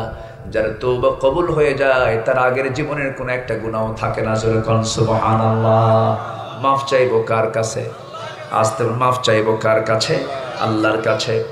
ইল্লা মান তাবা ওয়া আমানা ওয়া আমিলা সালিহান ফাউলাইকা ইয়াদখুলুনাল জান্নাতা ওয়া লা ইউযলামুনা শাইআ। জোরে বলুন আল্লাহু আকবার। তবে হ্যাঁ, যারা তওবা করবে, ঈমান আনবে, নেক আমল করবে, তারাই জান্নাত পেয়ে যাবে। তাদের প্রতি চুল পরিমাণ কোনো জুলুম করা হবে না, জান্নাত পেতে তাদেরকে বিলম্ব করা হবে না। সম্মানজনক ফেরেশতা তাদেরকে নিয়ে সরাসরি জান্নাতে ঢুকায় দেবে। জোরে কোন সুবহানাল্লাহ। তওবা করব কার কাছে? আসতে বলুন কার কাছে? গুনাহ হবে আমার, মাফ করবেন কে? তওবা করবে বান্দা, মাফ করবেন আল্লাহ। আল্লাহ মাফ করে দিবেন, কিন্তু কৌশল করে কোনো গুনাহ করা যাবে না। হঠাৎ করে কোনো ভুল হয়ে গেছে, আল্লাহ আমাকে মাফ করে দাও, সে তো ইমানদার। তাকে প্রকৃতি ইমানদার বলা হয় যে বান্দা কোনো একটা ভুল করার পর তার বুকের মধ্যে ছটফট করে, অনুতপ্ত হয়, হারে এই ভুলটা কেন করলাম। এই অনুতপ্ততা যার মধ্যে আছে, ইমানও তার মধ্যে আছে। নাম্বার 11 হলো আল্লাহর পথে জিহাদ করা। আল্লাহর পথে কি করা? জিহাদ করতে হবে ততক্ষণ পর্যন্ত যতক্ষণ না বান্দার আইন জমিন থেকে উৎখাত না করে আল্লাহর দ্বীন বিজয় না হয়েছে, ততক্ষণ পর্যন্ত জিহাদ চালাতে হবে। কার কথা? লিয়ুযহিরাহু আলাদ-দীনি কুল্লিহি ওয়া কাফা বিল্লাহি শাহীদা। জোরে বলুন আল্লাহু আকবার। নাম্বার 12 হলো পাপের উপরে অবিচল না থাকা, মহান আল্লাহর উপরে মহান আল্লাহর কাছে ক্ষমা প্রার্থনা করা। এই গুণ আছে যার, জান্নাতও আছে তার। নাম্বার 13 হলো আল্লাহ সত্যের পথে অবিচল থাকতে হবে। আর একজন ব্যক্তির আদেশ মান্য করতে হবে, তিনি হচ্ছেন মুহাম্মদ সাল্লাল্লাহু আলাইহি ওয়াসাল্লাম। রাসূলকে মানবো আমরা 1 আনা না 16 আনা। নামাজে মানবো, সমাজে মানার দরকার নাই। নামাজে মানবো, রাজনীতি করতে মানার দরকার নাই। আমার রবকে বলেন যদি আমার রবকে, আমার নেতাকে বলেন। এক জায়গার না সব জায়গার? এক জায়গার না সব জায়গার? আমার রসুল নেতা কি নামাজেও না সমাজেও? রাজনীতিতে, ব্যবসায়, সব জায়গায় আমার নেতাকে মুহাম্মদ সাল্লাল্লাহু উসওয়ায়ে হাসানা। লাকাদ কানা লাকুম ফি রাসূলিল্লাহি উসওয়াতুন হাসানা। ক্লিয়ার কথা। আমার বন্ধুগণ, আল্লাহ রাব্বুল আলামিন সুন্দর করে আনুগত্যের ব্যাপারে বলছেন, ওয়া মান ইউতিইল্লাহা ওয়া রাসূলাহু ফাকাদ ফাযা ফাওজান আযীমা। আনুগত্য কাকে বলে দেখেন, সাহাবায়ে কেরামদের জীবনটা দেখেন। সাহাবায়ে কেরাম নবীর শুধু কথা শুনেছেন, কোনো তর্ক বিতর্ক করেন নাই। যা বলেছেন হুবহু তিনি ফলো করেছেন, লোকমা দেন নাই তারা। রসুলকে মেনেছেন জীবনের সকল জায়গায়। রসুল শুধু ডাক দিয়েছেন, সাহাবীরা চলো জিহাদের ডাক এসেছে। কেউ বলেন না আমার ব্যবসা আছে, কেউ বলেন আমার পরিবার আছে। সব কিছু ছেড়ে দিয়া ঝাঁপিয়ে পড়েছেন জিহাদের প্রান্তরে। আমার বন্ধুগণ, আনুগত্য যেমন একটা সবের কাজ, এমন একটা বরকতের কাজ। নবীর প্রতি আনুগত্য আছে যার, জান্নাত তার জন্য ওয়াজিব হয়ে যায়। জোরে বলি সুবহানাল্লাহ।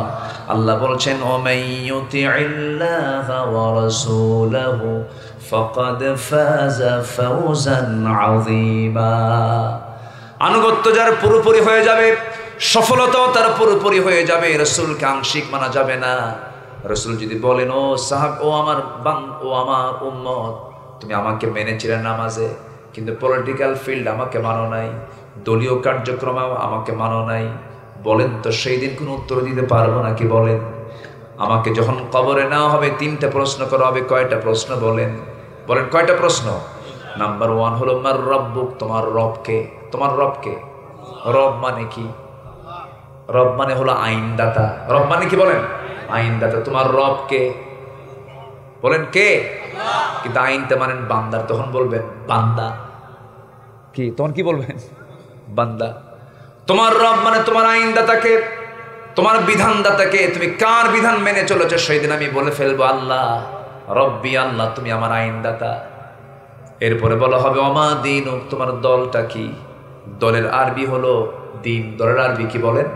আরো জোরে। দলের আরবি কি? দিন। পার্টির আরবি হলো দিন। দিনের 19টা ব্যাখ্যা আছে, 19টা অর্থ আছে। এর মধ্যে দিন মানে হলো জীবন বিধান, দিন মানে হলো বিচার দিবস, দিন মানে হলো জীবন ব্যবস্থা, দিন মানে হলো দল পদ্ধতি। আমার বন্ধুগণ, নাম্বার 2 প্রশ্ন হবে ওমা দিনুক, তোমার দলটা কি ছিল? ইসলাম। দুনিয়াতে যার দলের নামের সাথে ইসলাম শব্দ যোগ নাই, সে ব্যক্তির দল কি ইসলামী দল হয় নাকি? বলেন। অবশ্যই তার দল করতে হবে ইসলামী দল। কার কথা? এই দলটা কে দিয়েছেন? ইন্নাদ-দীনা ইনদাল্লাহিল ইসলাম। আল্লাহর নিকট মনোনীত দিন হলো, মনোনীত দল হলো একমাত্র ইসলাম। কে মনোনয়ন দিয়েছেন? ইসলামটা কার? বলেন। আল্লাহ। নাম্বার 3 হলো ওমান হাদার রাজুল, এই লোকটাকে আমার নবীর ছবির সামনে ধরা হবে। আমার নবীর ছবি যখন সামনে ধরা হবে, তখন ভালো যারা বান্দা হবে সেই সময় চোখের পানি ফেলে ফেলে বলবে আল্লাহ, এই রাসূলকে মহব্বত করতে গিয়ে আমার হাত কেটেছে, এই রাসূলকে মহব্বত করতে গিয়ে আমার পা কেটেছে, এই রাসূলের দল করতে গিয়ে আমাকে দেশ ছাড়া করেছে, এই রাসূলের দল করতে গিয়ে আমাকে কত গালিগালাজ শুনতে হয়েছে। আল্লাহ, এই লোকটা হচ্ছে আমার নেতা মুহাম্মদ সাল্লাল্লাহু আলাইহি ওয়াসাল্লাম। তাহলে কবরে প্রশ্ন হবে কয়টা? বলেন। আসতে বলবেন না, কয়টা? বলেন। এখানে আইনদাতার ব্যাপারে প্রশ্ন হবে, দলের প্রশ্ন মনে হয় নাই। হ্যাঁ, আছে না নাই? বলেন, আছে না নাই? আচ্ছা, আবার নেতার প্রশ্ন আছে না নাই? বলেন। নেতার প্রশ্নটাও আছে। কোন দিকে যাবেন আপনি?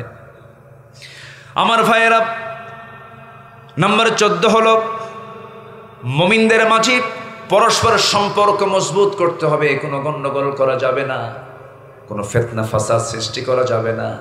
আমরা সব, আমাদের পরিচয় হলো আমরা এক আল্লাহে বিশ্বাসী, এক নেতায় বিশ্বাসী, এক দলে বিশ্বাসী, এক কিতাবে বিশ্বাসী। ঠিক কিনা? আমরা এক থাকবো। জোরে বলি ইনশাআল্লাহ। আরো জোরে বলি ইনশাআল্লাহ। আল্লাহ এই বান্দাকে জান্নাত দিয়ে দিবেন। ইন্নামাল মুমিনুনা ইখওয়াতুন ফাসলিহু বাইনা আখাওয়াইকুম ওয়াত্তাকুল্লাহ লাআল্লাকুম তুরহামুন। জোরে বলুন আল্লাহু আকবার। সর্বশেষ 15 নম্বর হলো অন্যায়, অশ্লীলতা, বেহায়াপনা থেকে মুক্ত হয়ে ইহসানের ন্যায়পরায়ণতা, হাক্কুল ইবাদকে আদায় করা, হাক্কুল ইবাদকে লালন করা। বান্দার কোনো হক নষ্ট করা যাবে না, বান্দার কোনো হকের দিকে হাত দেওয়া যাবে না, ইতিমের মাল মেরে খাওয়া যাবে না, সুদের ধারে পাশে যাওয়া যাবে না, মিথ্যা কথা বলা যাবে না, ইতিমের মাল মেরে খাওয়া যাবে না, বোনের সম্পত্তি মেরে খাওয়া যাবে না। বোনের সম্পত্তি মেরে খাওয়া হাজি ভাই রাজশাহী নাই। আসতে বলবেন না, আছে না নাই? কি ভাই?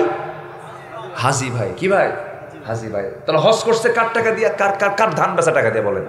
বোনের সম্পত্তির ধান বেচা টাকা দিয়া হজ করে আসছে। হজ হবে? হবে না। এগুলো ঠিক রাখবেন, হক ঠিক রাখবেন, জান্নাতও ঠিক থাকবে। আল্লাহ কবুল করুন। জোরে বলি আল্লাহুম্মা আমিন।